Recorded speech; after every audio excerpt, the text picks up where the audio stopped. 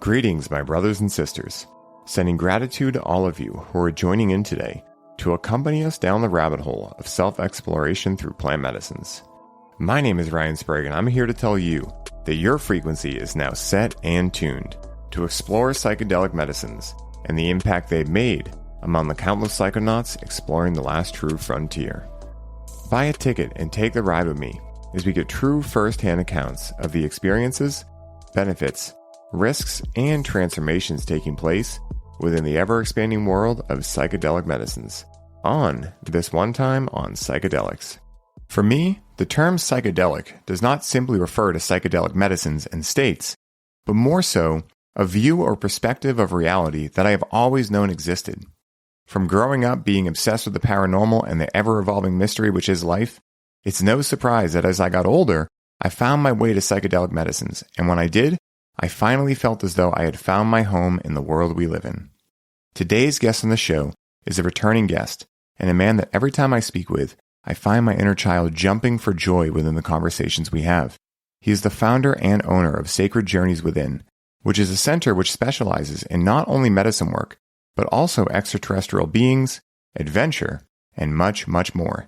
And in this episode, we hear from him on what the last year has looked like for him, including fulfilling big goals, exploring abandoned buildings and adventuring in them, and opening up to the new world we are all ushering in together. So please help me in welcoming my man, Drew Bankey, back to the show. Drew Bankey, my man. Dude, I am so excited to have you back with me on the show. You know, as I said in the intro, you've been doing so much cool stuff with ET stuff and everything that I'm interested in, you do, my friend. And it's just so funny, man. I was just telling you about the Bigfoot expedition that Brandon, who I'm going to introduce you to, told me about. And I was seeing recently you've been doing some exploring of abandoned places and different, ghost stuff and all this stuff. So, dude, I'd love if you could just give me an update, bro, on what's happened over the last, say, year since you've been on the show, man. Oh, my God. We were on what hasn't happened, put it that way. We was on a reality show that aired last year on Homestead Rescue, season 11, episode 1. So that's another synchronicity, in the background, that message I got from that whole thing. Season 11, episode 1, so it was 111.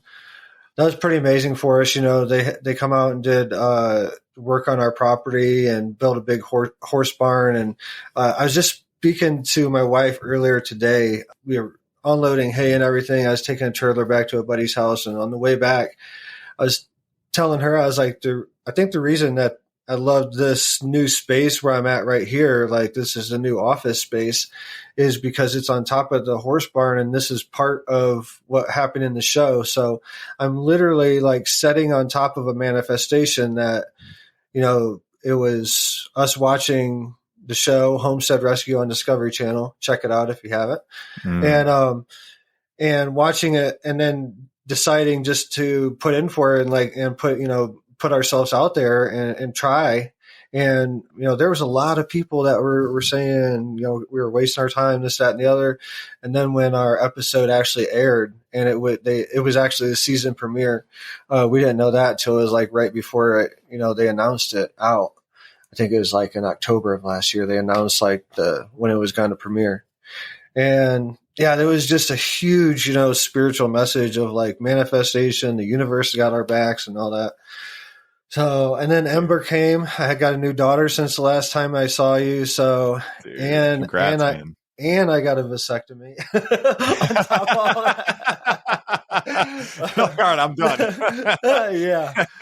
So I got kids, my oldest is 20, about to be 21 this year. I got 18-year-old, I got 19-year-old stepdaughter, and a 2-year-old and a 9-month-old. So I'm definitely done. I'm about to turn 44 this year in April next month. And just amazing things. And it's funny because, as memories pop up on Facebook and stuff like that, it says like what was going on like last year, and we weren't allowed to talk about it, but a year ago, pretty much to the day, is when we found out that Homestead Rescue would be here, and basically they called and said they would be here in 30 days. So I put a post out and said there was a project coming up in April, and that would just come up on Facebook just like this morning. So it's been a year, and what you were talking about before we started, the recording and everything about seeing patterns. And one thing I do know that there's patterns that happen, like if something major happens in a year, last year we found out that Homestead Rescue was coming.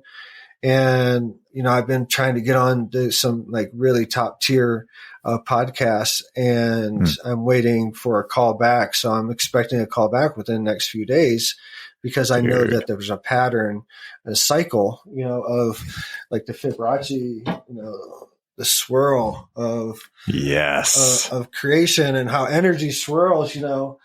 It's big loops, small loops, years, and every day we're restarting that loop and being rebirthed every day or whatever.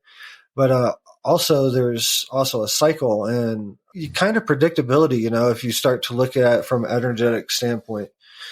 Man, just all types of things, But did a lot of traveling, there's a lot of other things in the works that I can't even talk about right now, but be looking to some film things being worked out, some other podcasts, things like that. And yeah, just excited about the change in weather and the change in time, and everything's a big energetic shift in me. And yeah, starting to gear more towards speaking in these coming, years and everything, and veering away from the ceremonies. And I just try to go with the flow of the universe, and whatever, if I'm being supported in one direction, I know to lean in that direction. If I'm not being supported in another direction, if there's not a whole lot of people signing up for retreats or whatever, then I can veer away from that and push my energy towards something else. But yeah, dude.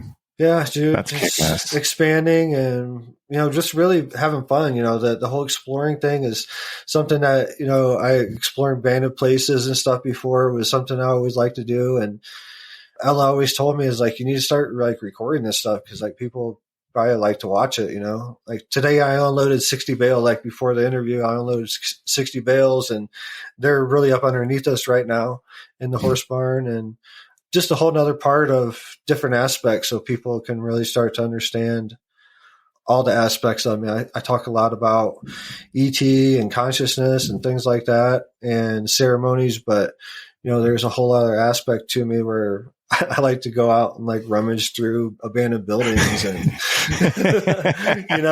and also be a dad, in the video that I just put out, I recorded all that today.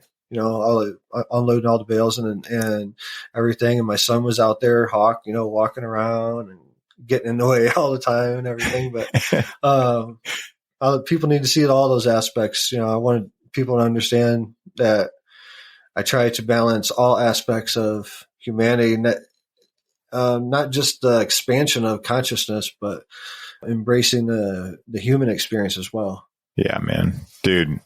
There's so much gold in there, bro. Like the first thing I want to bring attention to is the fact that whenever you are doing something that is not normal, you are going to get tested. And in lieu of people reaching out and saying, you shouldn't do that. That's not practical. That's not realistic. And again, like it can be so easy to fall into that. Oh, I guess I can't do that. I guess I shouldn't do that. I guess I can't follow my heart. I guess I can't have what I really want. And at the end of the day, when we are able to push through that, not only do we get what we want, but we act as sources of inspiration for the world around us, and I share that with a lot of people when I'm doing sales calls and things like that. Like, listen, guys, you can have whatever you want. If I'm here teaching conscious cannabis, anything is possible, right? Like I didn't know I would ever end up here, and I don't know where I'm going from here. Who knows, right? But, at the end of the day, when you follow your heart, simple, not necessarily easy, but when you can follow your heart, you'll end up exactly where you're meant to be, surrounded by the right people and doing the right things, right? And I really love the second thing you said too about being a full spectrum human being. There's an aspect of me that's a podcaster. There's an aspect of me that's a coach, but that's not who I am all the time. Like I'm a legitimate goofball, like it's pretty funny actually, because I noticed that, like most people that follow me online probably don't know how much of a goofball I really am, and how much like comedy is my second language, and how like literally like even in the medicines, especially in the medicine space, like I love to crack jokes. I love that. And I think a lot of people get kind of like triggered by that in the medicine space specifically, because they think this idea of reverence, is like seriousness. And I'm like, no, guys, like you can be in respect of these medicines and have a lot of fun. Like, actually, that's the best way to respect them, right? Is to not take yourself so seriously to make you think you can't enjoy it. And when you extrapolate that into the macrocosm that is your entire life, you can really gain a lot from that. Like you were saying, like I've gone through shifts where when I used to work at the dispensary, I was setting up people's home grows. Then I left the dispensary and that started to dwindle away. And then I found coaching. And I got into that and I was doing some one-on-one work. And then that started to die out a little bit. And I was like, I don't know if this is really cool. And then I kept bringing my cannabis around and people kept being like, wow, man, it seems like you have this really amazing relationship with cannabis. Like, hey, I could use some coaching on my relationship with cannabis. Is that a thing? And I was like, sure. And I just started doing it, And so like, again, it's like you were saying, when you feel support in a certain area, move more towards that direction. And it's really funny that you have the abandoned buildings thing too, because dude, when I was a kid, we literally, that's what we would do on a Saturday night. We would go, there was an old DPH building in the town I live in that had been vacant for some amount of years. And we'd go there. We'd go to the old tuberculosis hospital. We'd go to the Taunton State Hospital. I remember one time, man, we were at the Taunton State Hospital. We had never gone there before, so it was brand new. And it was when I was probably like 17. I still had my first car. So we had like piled everyone in this old Ford Explorer.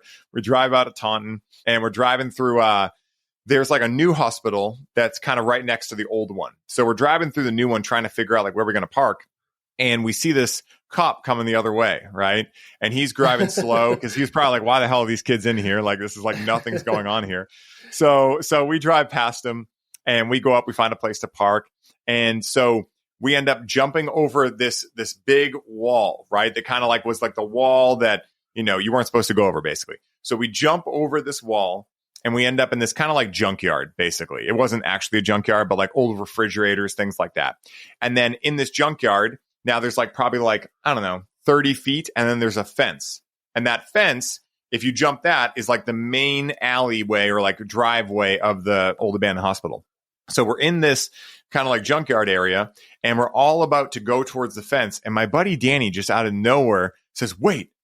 Freeze, drop, right? And so we all drop to the ground. And dude, I'm usually really good at hearing when cars are coming. All of a sudden, the second all of us hit the floor, right? And we're behind things, the fucking cop light just starts shining in and he starts driving by the junkyard, right? And we're all hiding behind refrigerators. He just keeps driving and we're like, all right, let's get the fuck out of here. And we just hopped out of there and got out. But dude, like that rush, man, so much fun, bro. So it's so funny you're doing that, man, because it's near and dear to my heart as well.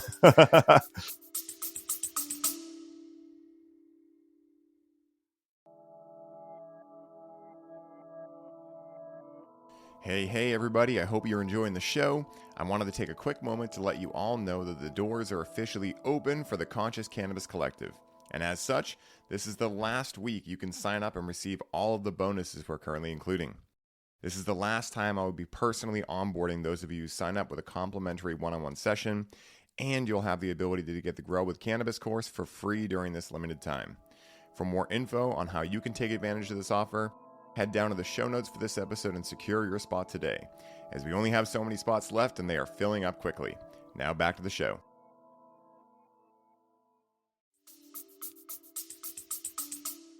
Yeah, man, that place I went into, and my wife pushed me to do that. I've been in before, and actually the first time I went in there, it was me and my wife, my stepdaughter it was her 18th birthday or something. That's something Happy that birthday. she wanted to do. And my like 14-year-old niece was visiting from Ohio, so she was with us too. Yeah, it was just it's a really interesting place. And looking at the history of it, Googling and reading the Reddit posts and things like that, that place got a real eclectic history behind it. At one time it was a really jamming place. Like back in like 2010, you can look up pictures of big parties and concerts that they had there and costume parties for like Halloween and stuff. Wow. I think it closed down in 2018. It was a homosexual male couple that owned it, and they were into Luciferianism. So I didn't know about that until that particular point until afterwards. And I did have a paranormal experience during that explore. that was not caught on camera, but actually my facial expression was caught on camera.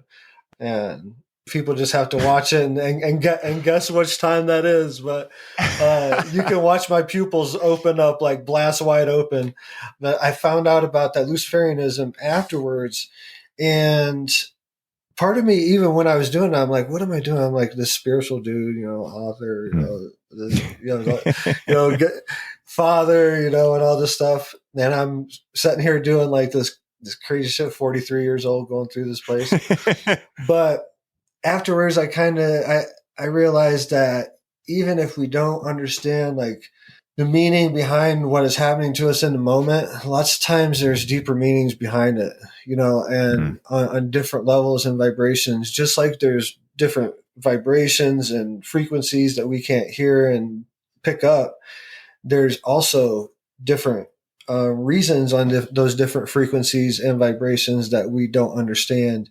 So lots of time, trust and building, a trust with the divine or whatever is very important in these times. So yeah, 100%, man.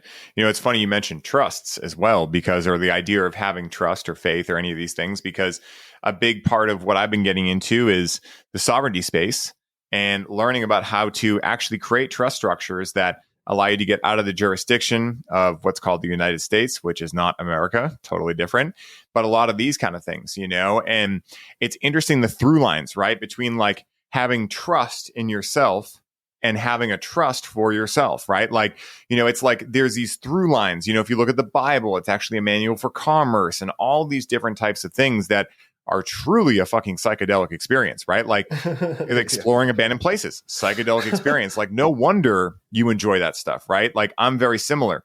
I like the weird. I've always loved esotericism. I've always loved the mystery. That's why I get so excited about Bigfoot and things like that. A lot of people will say, do you really believe that Bigfoot? I'm like, yeah, man, because why would I want to live in a world where I don't believe in anything magical? Like, that doesn't sound fun to me. I'm unopposed whether or not Bigfoot actually exists. I enjoy the thrill of it, right? It's like when I was a kid, it wasn't that I ever thought Santa Claus was really real. Maybe when I was like 3 or 4, but when I was like 6, 7, my parents hadn't told me, but I knew, but I enjoyed it because it was still part of the mystery of life. It was part of like, a fun story. And really at the end of the day, we're on a planet hurtling through space, allegedly, and so like, really, we don't know anything. And to the degree we think we do is the degree to which we just thirst trap ourselves into a limited view of reality. It's really interesting. Yeah. I think sin is totally real, because when I speak about someone, I'm not speaking about their physical sense. I'm speaking about, the consciousness and the spirit and the vibe behind it. So I think sin is totally real, because it's real in so many people's minds and all that. So it's a matter of perspective, like, and you just have to ask yourself, like, when you think of anybody, like, do you think of their physical self when you're thinking about them, or do you think of their sense of humor, their kind-heartedness, or their harshness, or whatever it is, their personality, you're basically their consciousness. That's the first thing that comes to mind. You might think about something else. Maybe they got a lazy eye or something like that, secondary. But it's what we have to look at. If that's how we look at one thing, that's how we have to look at it all. And I think people have different rules when they're looking at spirituality or consciousness when separate from what it is, how they process the physical. And I think if you start implementing them on the same, understanding, it'll start to make sense more, because there's really no difference behind it. And there's just so much amazing things coming out in the world. You asked me when we started this, like, what's new with me? I mean, what's new with this planet and everything? What's new with humanity since the last time we talked? We're more wars, Tyson's fighting again, there's discoveries coming out on Mars, all these different documents coming out on UFOs, all these documents coming out on remote viewing projects that the government's been involved in, and the main powers to be of this planet really past the government. We're talking about an echelon that's above the governmental structure. The people that run the governmental structures really have known about these consciousness and things like that. And, they plan 300 years out. We're talking about, the people that fund the planet, basically. Hmm. And come to find out that they've been messing around with consciousness and remote viewing and contact with ET and documenting ET cases since the 1930s or before. And this has all been coming out within the past couple of years. I mean, if this isn't the awakening, man, I don't even know what the awakening could look like, because it's just amazing, dude. Like, just looking at my two, my two sets of children, my older children and my younger children, my older children, they grew up in a reality much like we did, where we started off in ET for the most part was fictionary for most people, unless you had your personal experience. And now we're seeing, and my two younger kids, Hawk and Ember, the 2-year-old and 9-month-old, they're starting off in a world where it is factual that, we're not alone. And, the questions moving forward are only going to get deeper and deeper, because now everyone's starting to ask them, okay, we're not alone, but who are they? And like, the real question is, it's us. Like, we're really, that's the big kicker that's going to hit people. Like, it's us. What we're seeing a future version of ourselves that's much more advanced, that's coming back and checking on us. Like, I've had a face-to-face encounter before. I've seen a lot of ships, things like that. And what I got from those encounters, I write about and speak about them many other times, if you want to go into more detail, and buy the books.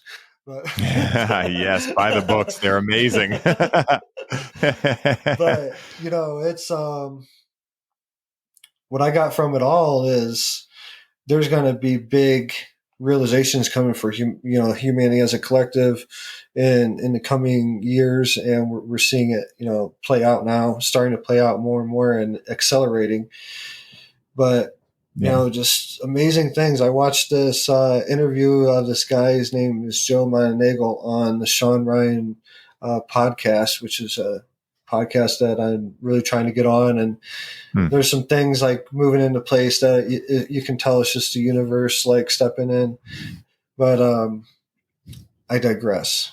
Yeah, but he interviewed this dude, John Monagle, and he was one of the first remote viewers known. And he was talking about how after he's retired, and this was just a couple of years ago, he's teaching at the Monroe Institute. If you want to, like, people want to Google that, like, look it up. It's a cool place. He's still teaching there. His seminars are pretty much booked out, but if you can get in a seminar with him, do it. And, it's tax return time, it's time to invest in yourself, do it. But he's teaching remote viewing by location, things like that at the Monroe Institute. It's a website. It's here in the United States. There's nothing you have to know, nothing barring you other than getting an appointment date that's open. And if you could ever sit with that dude. But I seen this interview and he was talking about how he was teaching one day, and these guys come in with this manila folder, and on the top of it had basically like a latitude and longitude. So he looked at latitude and longitude and basically, went into another room and then like come back out like 2 hours later and like talk to these guys. And he's like, what do you see? And described pyramids, like bigger pyramids, and much bigger pyramids that were in Egypt, but the same, like they're set up in the same type of pattern and all that. And he went inside the pyramids and he found beings, but the beings were 9 to 10 feet tall. There was a couple hundred of them, and they were laying in stasis, like in a hibernating state. And he's like, I think they're all dead because they've been in stasis for way longer than what they should have. They were expecting a group of people to come back and kind of, to revive them, but no one came back. So I think they kind of passed. Everything that he's saying, a bunch of other things, talking about impact craters and depths of impact craters there, and all types of things. But talks about all of it in this interview. And at the end of it, he's like, everything was verified. The people are talking to him, and the guy slides him over the manila envelope and gets up and walks away. And he's like, "Can I open it?" He's like, they're like, "Yeah." As they're walking away, they walk out the door, and he opens up, and it says Mars 1 million BC. Dude. Holy shit, man. I was going to say, I'm like, is it Antarctica? That was my best guess. No, I mean, it's Mars 1 million BC. So this dude's theory, and it could have a lot of validity. I mean, he's a bona fide remote viewer for the CIA and everything, contractors and all types of stuff for many years. But he's saying that maybe we're from Mars, like that we're originally from Mars. He said there's an impact crater there that's like 3,000 miles across and like 3,000 feet deep. And there's a building on the edge of this impact crater. There's a structure that's made, that's like man-made thing. And these are actually things that you can Google and look up. He published it in his books, pictures of it and everything. We have had for a very long time these pictures and capabilities to see these things on Mars. But his theory is that we're all Martians, like we're all the aliens, and that's going to be one of the big kickers. Like, I think it's just amazing things happening. There's tons of I'm meeting people that talk about Egypt all the time, more and more daily. And, I just was talking to my buddy. I've known him for a couple of years.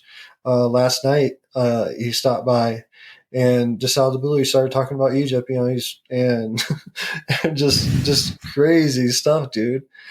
I think it's amazing. I've done been working with Bufo and serving Bufo for over a year now.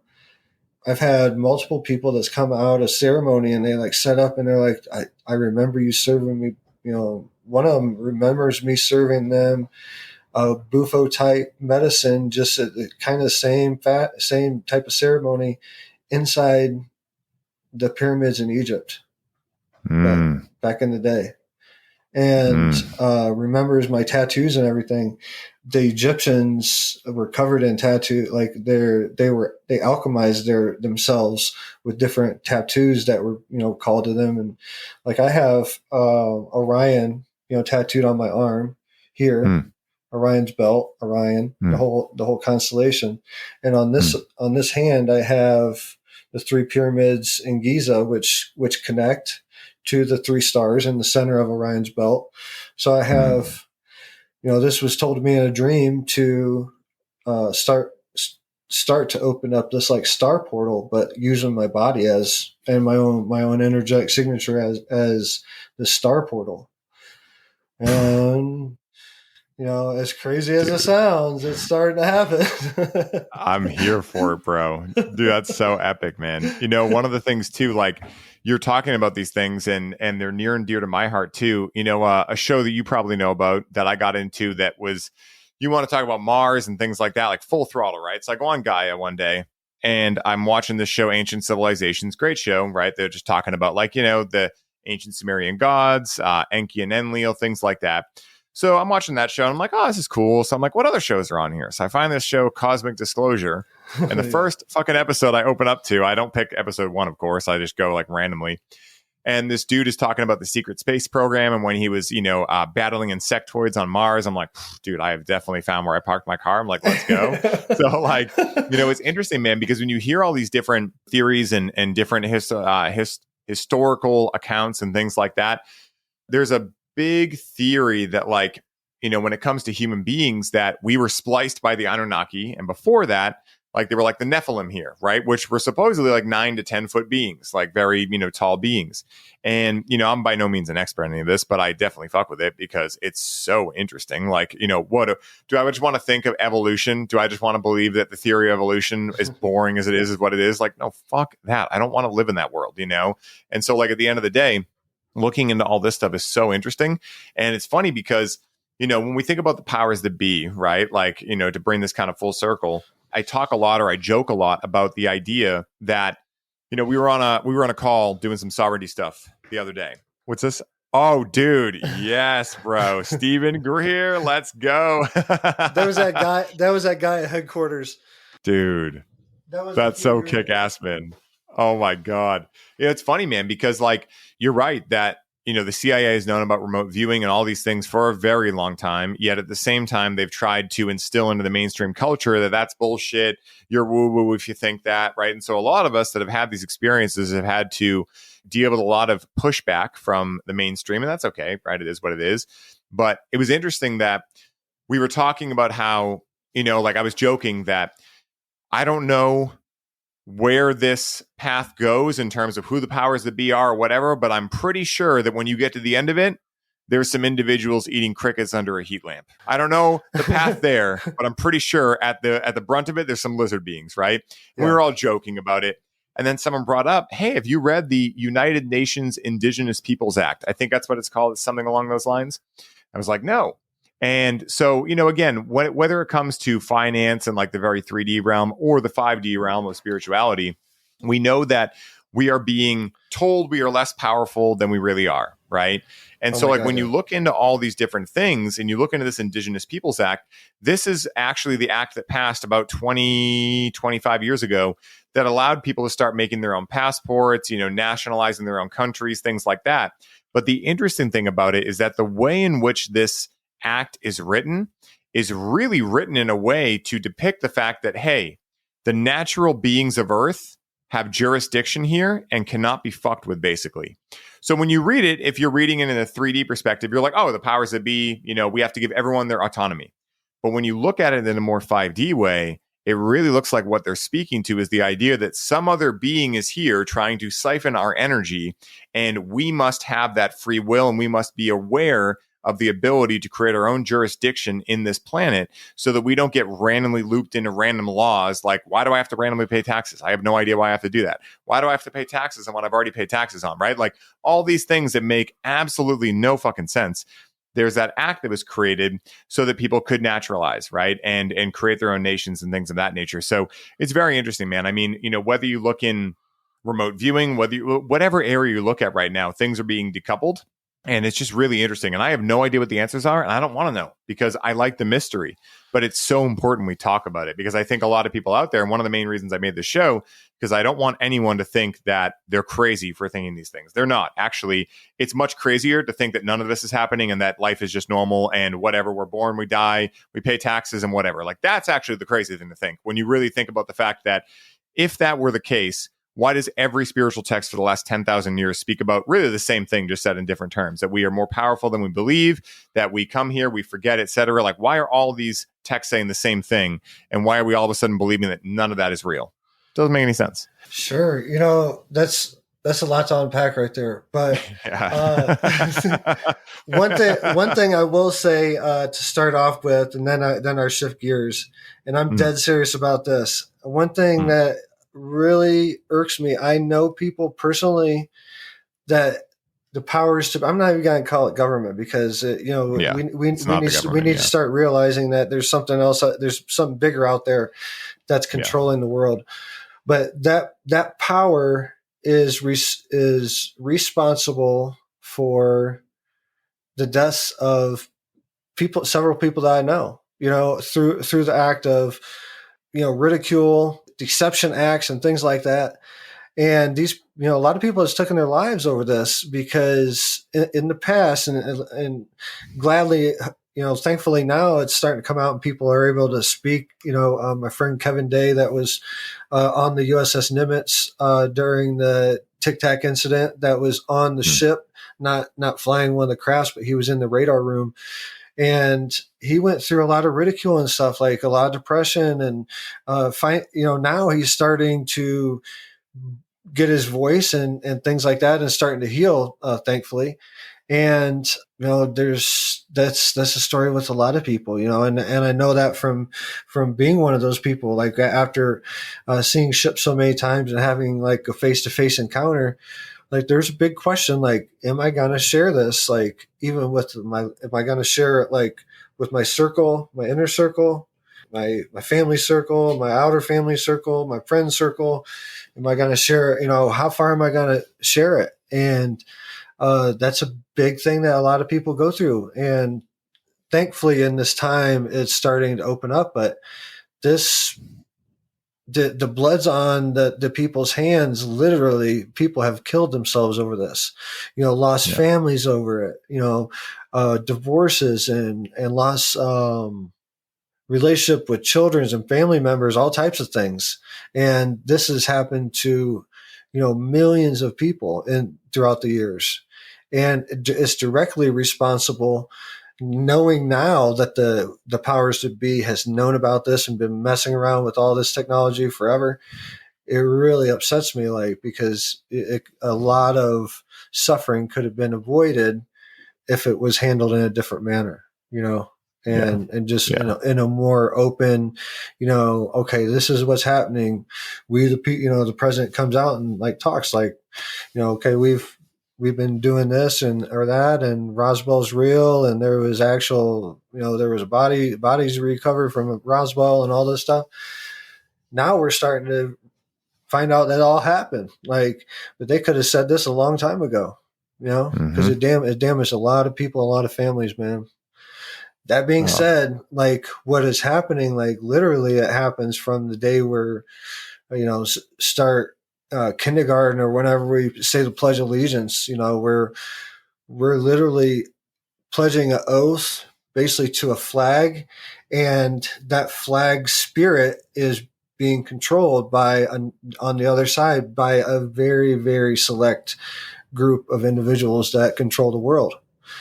And, like I said in the beginning, they plan 300 years out. They're 3-4 generations out that they're planning for. Yeah. And they never wanted us to really fully understand the power of our mind, our power to manifest and all that. If I get up every day, if I'm saying a pledge allegiance every day, instead I pledge allegiance to myself, my family, my financial, every freedom that I can think of in a good way. If I'm saying that pledge allegiance every day, it is not going to take long for it to manifest in my life. Yeah. So what do you think happened for the billions of times it's been recited in every school across the nation by children, from K through 18 every day for how long? That's a manifestation power that they had to concentrate on. And it was done under the disguise of patriotism, that's not that's not, if you break it down, that's not really patriotism for your country or fellow man. It's really literally playing to a fat piece of fabric. And, you go to another country and talk about the Pledge of Allegiance. A lot of other countries look at it, and describe it as it's kind of cultish, man. And that's the discussion in other countries as far as a Pledge of Allegiance to the United States goes. Yeah, it's a hard fact. It's a hard fact. It's a hard pill to swallow. I got a flag on my arm. I'm a veteran, and it was a hard pill for me to swallow. And I'm not telling anyone that they have to swallow it, but it's something that you should look into, because if you know how to know, if you know about energy, if you know about Reiki, if you know about how Jesus healed, he healed with the meridian points in his hands. He used his chakra system. He used his meridian lines. He pushed energy out his chakra system through his meridian lines, through his hands, transmitted through his body, transmitting energy into the ground through his feet and through the meridian points that are in his feet. These, I'm not talking about ideas. I'm talking about facts. And if we understand that energy, we understand how powerful our words are, how powerful our thoughts are, staying in a good mood. You can't manifest out of a point of need and survival. And the design of the United States and the establishment, most of the world keeps you in that state of survival. 9 to 5, 40 hours a week, making just where your family can survive. Most people don't, minimum, the middle wage is really designed. We're talking about the majority of the collective is designed to be just below survivability, just at that survivability mark and fluctuating in and out of it. That's what the powers to be want the masses to be stuck in. And that kind of forces you into socially accepted slavery in a way. And unknowingly giving your manifestation energy back to the establishment that's building your cages. So you're building your own cages, and unknowingly, you might have a yard to play in, but you got a fence.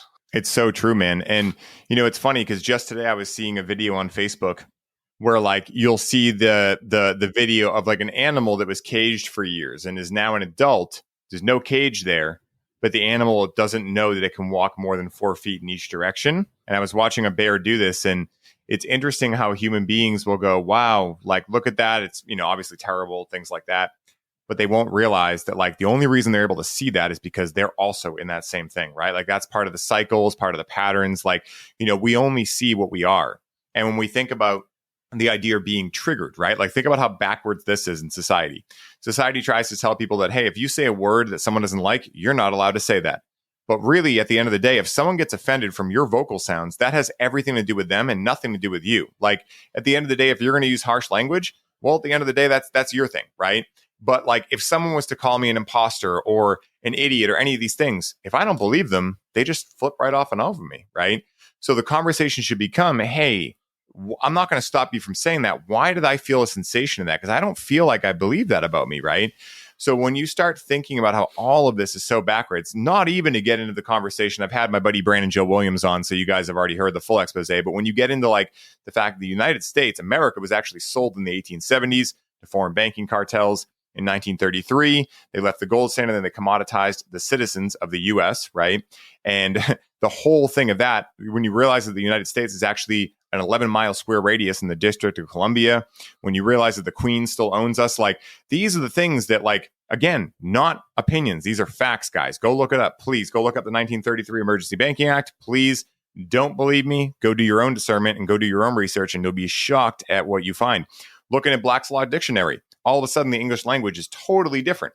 Person means either a natural person or a corporation, right? So when you start thinking about all this stuff and you start looking at the fact that when we're born, at least in the US, we get given a birth certificate, which essentially gets bonded and then gets traded around on the secondary markets based on how much the powers that be, I don't know what to call them, believe we're going to be worth in tax dollars. When you start looking at that, it's almost like what they've done is found a way to, yes, you have free will. But do you really? You have free will. We tell you that, but you've been boxed into this system that only allows you to see what's possible being right here.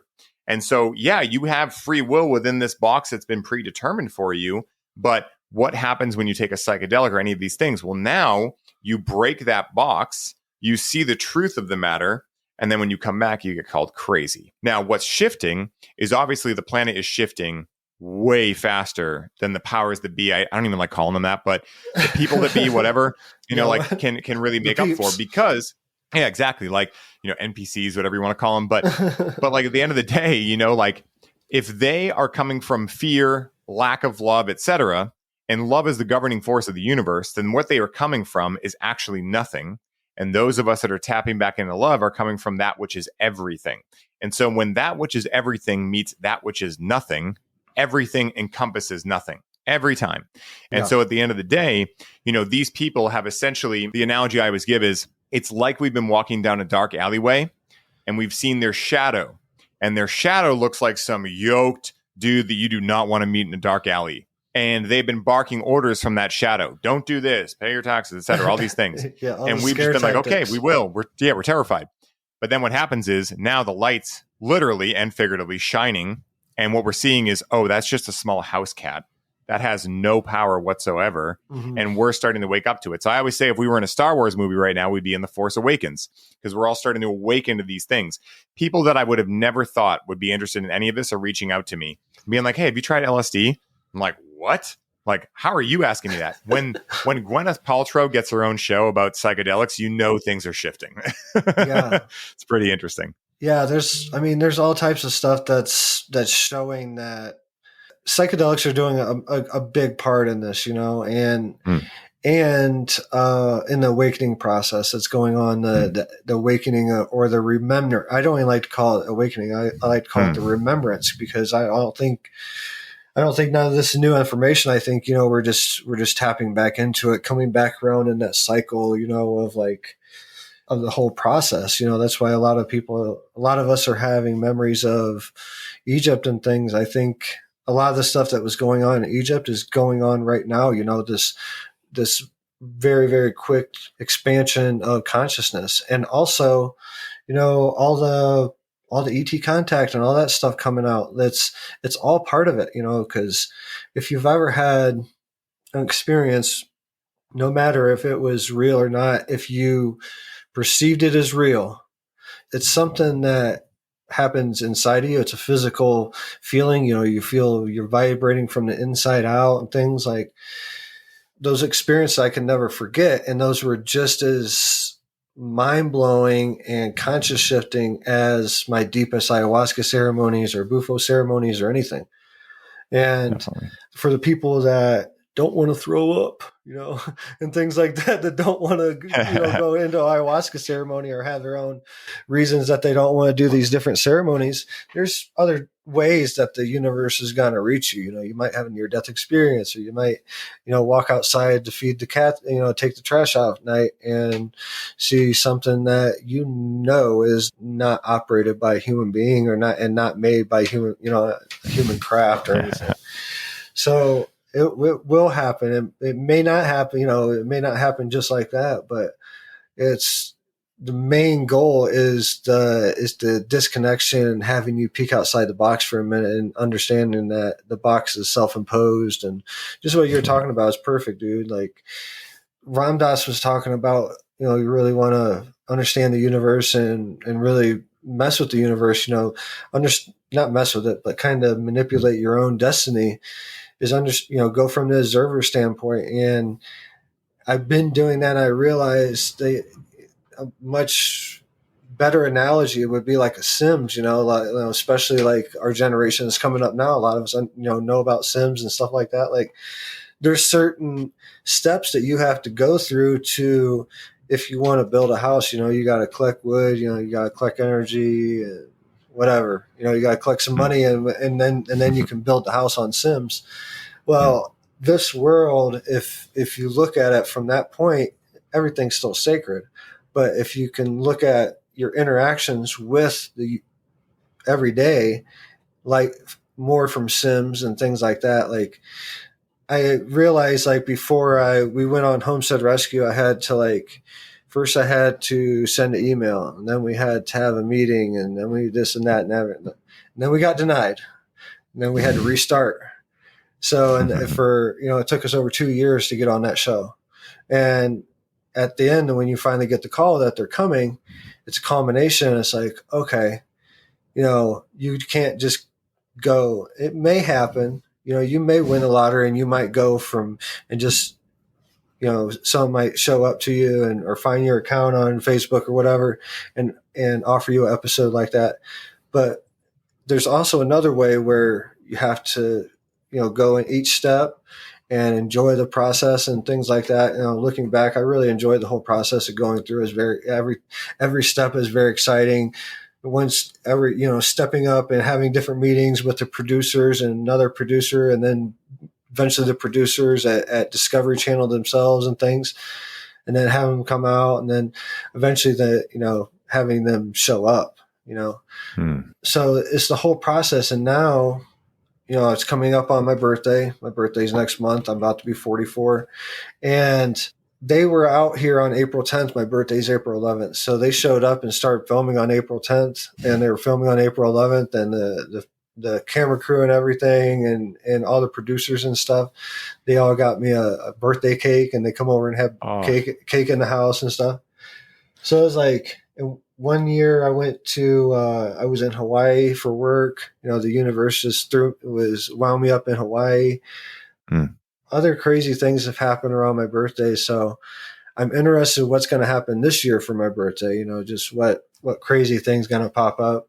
And I take life seriously. Obviously I got 2 kids, but they've taught me how to be more of a child and think more as a child, really. And actually be looser about how my life is. And in turn, others things about my life are starting to manifest because I'm really thinking more from that mind as a kid that anything's possible, not thinking with those boundaries, anything's possible to my 2-year-old. He could walk, he could climb up the walls like Spider-Man, if it, and everything's possible to him. And if we're like that more in our lifetime and in our manifestations and not putting boundaries on our goals and things like that, like what's really on our heart, like what do we really want to do, and not stopping short of it and stopping halfway because you're offered a certain amount, or whatever, find the value in yourself. Like a lot of us right now are coming forward with amazing information that we're channeling, memories that whether it be from traditional channeling where, you go into a trance or whatever, or it's just channeling in a dream or bringing a vision out of a sacred ceremony, a psychedelic ceremony or whatever. Now's the time to share. Like we're putting a huge puzzle together and we need help because each of us are having, if we're really looking at ourselves as being one part of source consciousness and all this, then our visions and everything, this may have been the way in the past, like to keep your visions to yourself and don't share them with the others. That may have been the way we should have went about in the past, but I firmly believe this is the time when we need to start stepping forward and voicing our experiences, what we saw in the night sky, or what we saw behind our eye when our eyes were closed, however that was, bring that out and share it, vocalize it, and try to articulate it in a way where we can all like digest it. We all have a story. We all have amazing things that's happened to us. And, now is I remember in high school when I had severe, couldn't talk in public, anytime I would have to get in front of the class, I couldn't talk. I stuttered a lot. You can still hear a little bit of it. But when I was a kid, I stuttered like crazy. You would never guess that, I do 10 hours of podcast interviews a week now and all this other stuff. Yeah. Dude, it's so true. I've said for a while now that what it really feels like is all of us coming together for a very important mission. And I don't know what it is, but it feels like the same energy as when Counter-Strike came out and you would go over your friend's house for a sleepover and you just knew you were going to go on there and just have so much fun. There was this feeling of being together, right? Just because again, it really is a remembering, right? Like you were saying earlier, I really think that kids are our constant reminders of what it feels like to be able to not even color outside the lines, to not have any lines, period. Just to be able to color and not have any specific point to it or purpose to it, but just to enjoy it. And I really think that, what we're doing now is unlearning a bunch of this stuff as a society. And I think that there are people in various stages of this, right? But I think the best thing we can do is join together because we are strong alone, but we are much stronger together. For me, especially as someone who lived a lot of my life, I was just talking about this on a call I was on before this, but I lived a lot of my life up until I was about 23, having really never had a job. I worked at Staples for a couple of months before I realized this is killing my soul. Then I started a small guitar lesson business.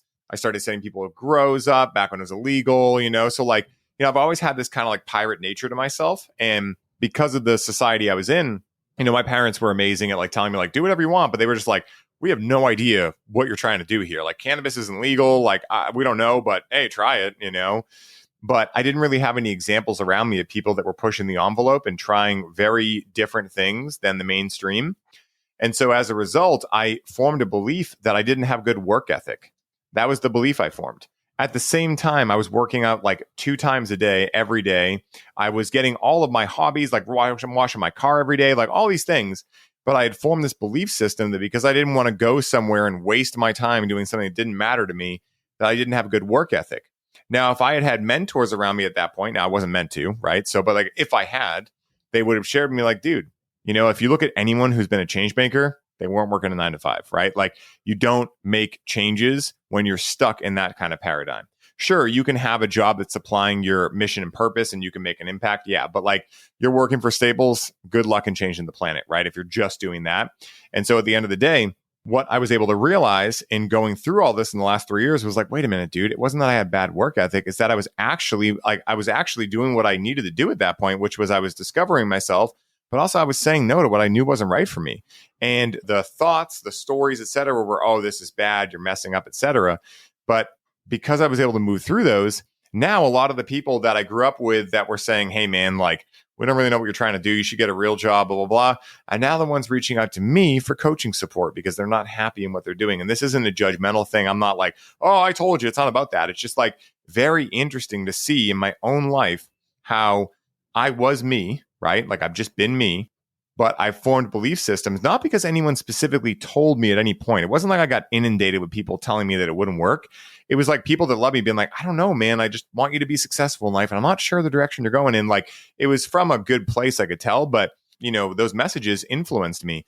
And it was getting into psychedelics that allowed me to really be like, oh, now I understand why I never wanted to do any of that. Like all of that is completely false.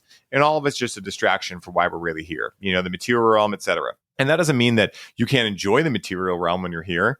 But so long as you realize that it's not the point of being here, like the point of being here is to remember who and what you truly are. And as they say, die before you die so that you can continue moving on in evolution, you know, so you can continue evolving and growing into whatever is next from here, you know? And so, dude, this has been absolutely amazing, Drew. I can't wait to have you back on for round 3. I got to come out and see you in person, man. You're in Colorado, right? Yep. Yeah, dude, I got to come out there for a ceremony, man. My physical self, I'm out in space a lot consciously, but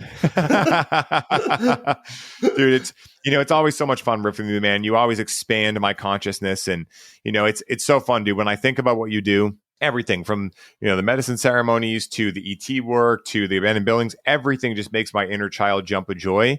And I really needed this today because I've been moving through a lot of dense belief systems and stories that are now ready to purge out of me. Been getting some headaches and things like that I can tell are like ascension symptoms. They're different from like the headache I used to get back in the day that was really annoying that I got all the time. Yeah. These are just general, like, you know, ascension symptoms, but it really helps to be around other people. Like I was talking about, right? Like this is what helps me, guys, being around other people that can remind me like I'm not alone. I'm not crazy for going through things. And that actually, this is what we're here for. Like that makes me feel so good, man. So dude, where can people find you? Where can they find more about Sacred Journeys Within, all the work you're doing? Where can they find also, I know you mentioned it before, but if you can mention where they can find the episode of your TV show as well, or when you were on TV, drop all that for people. Yeah, so you can go to Discovery Go, and you can actually watch our episode for free. So it's episode 1 of season 11. So season 11, episode 1, Where the Wild Wind Blows. It's on Discovery Go, and currently you can go there and watch that episode for free. All the other episodes you got to pay for, but keep watching more and more of it, boost the ratings. And, you know, it's a possibility that they come do encores. You know, they've done them for other places. So, and that's definitely a possibility. Wink, wink. But, listen, universe, it's a possibility. Oh, it's more than a possibility. But anyways, yeah, dude. Yeah, it's a lot of great things going on. You can find me at sacredjourneyswithin.com website. All the other socials, YouTube and everything, I just changed to Drew Bankey, so it'd be a lot easier to follow and find. Check out my YouTube. There's all types of stuff on there. Clips of interviews when I used to have Eagles Nest podcast going and had Billy Carson and, you know, Laura Eisenhower and all these different, and Hamilton Souther on there a few times, and a lot of really good content there. And I'm just having fun lately, you know, just posting just what I do and what I like to do and videos that I really like. You can also Google my, type in my name, not Google, but type in my name on YouTube. Find a ton of interviews I've done on different platforms and shows where I talk about telekinesis. I actually go through telekinesis exercises where I actually, during the interview, I will actually walk the listener through an exercise, and they can actually see it in their hands where energy is starting to move. But yeah, my final message for people would just be open to things that you normally wouldn't understand or wouldn't think was possible. You know, a lot of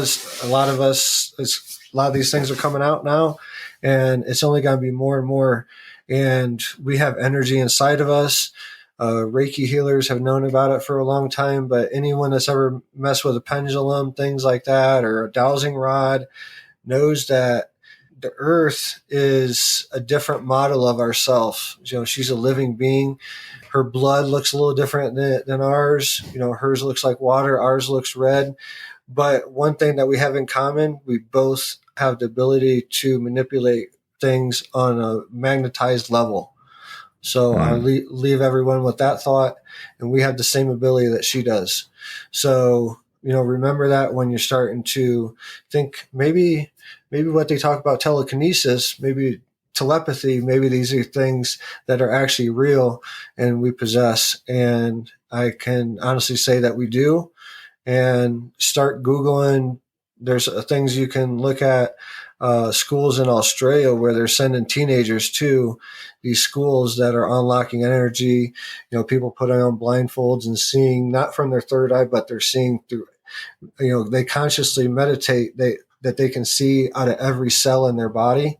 And when they put on these blindfolds, they can go into grocery stores and pick out specific items and read the back of these things with totally black blindfolds. And they're not seeing from their third eye. They're seeing from the cell. They're turning on cells of their body and seeing a different frequency, man.